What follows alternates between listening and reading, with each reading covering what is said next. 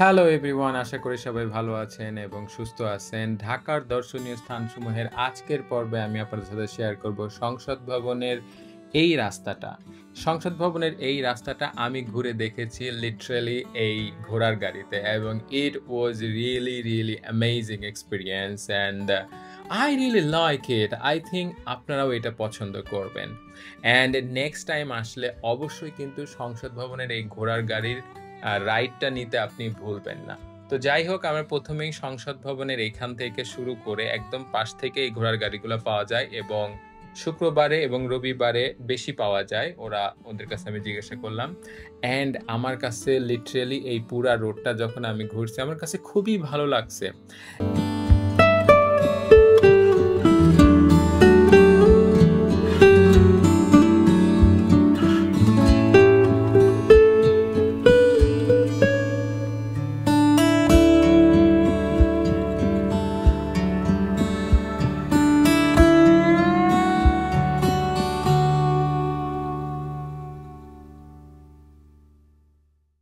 সংসদ ভবনের দক্ষিণ পাশে মূলত অবস্থিত এই সড়কটি। তবে এই সড়কটি আদৌ কবে প্রতিষ্ঠিত করা হয়েছে তার এক্সাক্ট নির্মাণ কাল না জানা গেলেও তবে ধারণা করা হয় ১৯৬০ এবং ৭০-এর দশকেই যখন লুই আই কান এই সংসদ ভবনের নকশা তৈরি করতেছিলেন, তখনই এই সড়কগুলো তৈরি করা হয়। আর এই সড়কটি মূলত সংসদ ভবনের দক্ষিণ পাশ এই মানিক মেই এভিনিউ থেকে শুরু করে খামারবাড়ির পাশ দিয়ে বামে মোড় নিয়ে একদম সোজা লালমাটিয়া যে ইন্টারসেকশন আছে সেটার সাথে মিলিত হয়ে মিরপুরের দিকে চলে গেছে।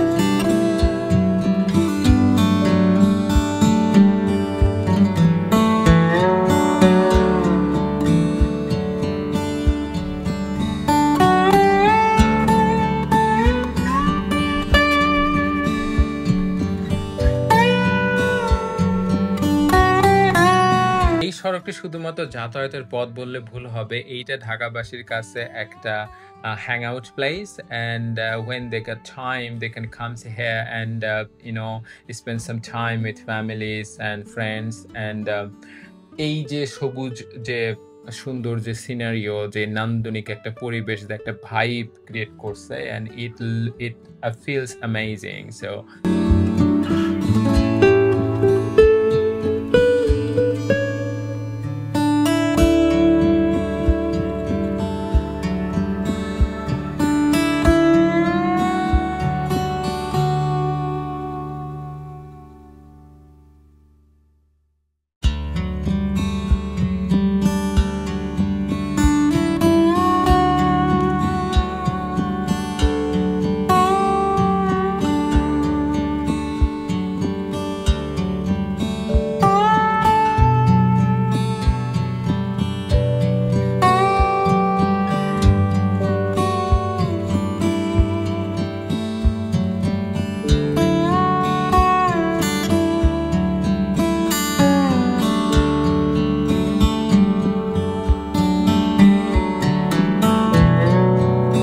ঘোড়ার গাড়ির এই রাইডের জন্য আপনাকে দিতে হবে ৳১০০ পার পারসন।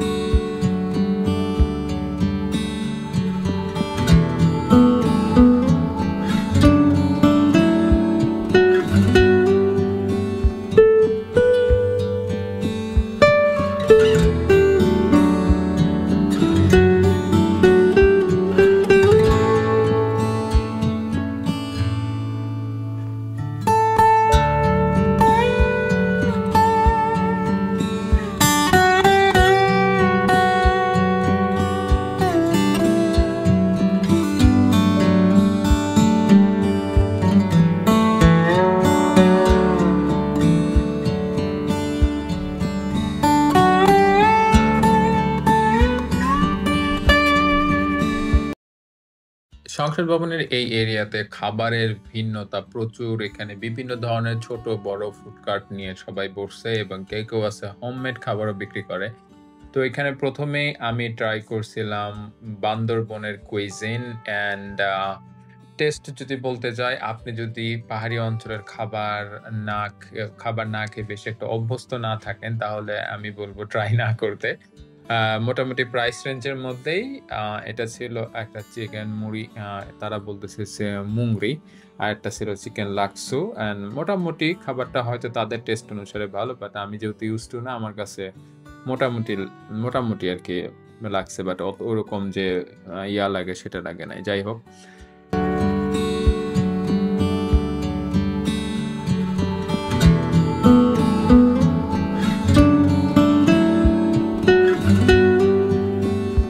এরপর ট্রাই করছিলাম হচ্ছে এখানকার ভেলপুরি। তো এইখানে ভেলপুরি, ফুচকা, চটপটি পাওয়া যায়। দই ফুচকা এবং রাজকাচুরি এরকম দেখলাম না। তবে ভেলপুরিটা খুব একটা যে ভালো তা না। বাট সবাই এখানে মোটামুটি এনজয় করতেছে। এভারেজ অর বিলো এভারেজ বলা যায়। অ্যান্ড এই তো, এবং আপনার ৫-৬ টা ফুচকার জন্য আপনাকে অ্যারাউন্ড ৳৭০-৮০ দিতে হবে। প্রাইস একটু হাই। এরপর ট্রাই করছিলাম এই আপুর কাছ থেকে হচ্ছে homemade pastry and it was not bad though, it is average kind of okay. তারপরে সন্ধ্যার দিকে আরেকটু ঘোরাঘুরি করে এই আপুর কাছ থেকে ট্রাই করছিলাম হচ্ছে হাঁসের মাংস এবং চালের আটার রুটি। অ্যান্ড আপুটার ডেস্ক খুবই পরিষ্কার এবং গোছানো ছিল। অ্যান্ড খাবারটাও মজা ছিল। অ্যান্ড ৳১৫০ হাঁসের মাংসে পাচ্ছেন ৪ পিস মাংস এবং হচ্ছে ঝোল আনলিমিটেড। অ্যান্ড ৳২০ করে চালের আটার রুটি। রুটিগুলা বেশ বড়, বড়। অ্যান্ড খাবারটা আসলেই মজা। এখানে যদি অসুবিধাগুলো আমি বলতে চাই, তাহলে প্রথমত সেটা হচ্ছে ওয়াশরুমের একটা ইস্যু, যে এখানে সংসদ ভবনের এই দক্ষিণ এই সাইটগুলাতে তেমন একটা ওয়াশরুমের মানে নাই বললেই চলে। স্পেশালি আমি দেখছি যে হচ্ছে রাস্তায় যারা ছেলেরা আছে তারা হচ্ছে একটু দূরে রাস্তার কোণাতেই মানে করতেছে। বাট নরমালি হচ্ছে মেয়েদের জন্য ওইরকম তেমন কোনো ফ্যাসিলিটি দেখলাম না, এবং এটা বাংলাদেশের অনেক টুরিস্ট স্পট বা যেখানে মানুষ যায়, এখানে একটা মেইন সমস্যা এটা। রিকোয়েস্ট করব যারা দায়িত্বে আছেন তারা যদি কেউ দেখে থাকেন, হয়তো এইটার বেটার ব্যবস্থা করবেন ইন ফিউচারে।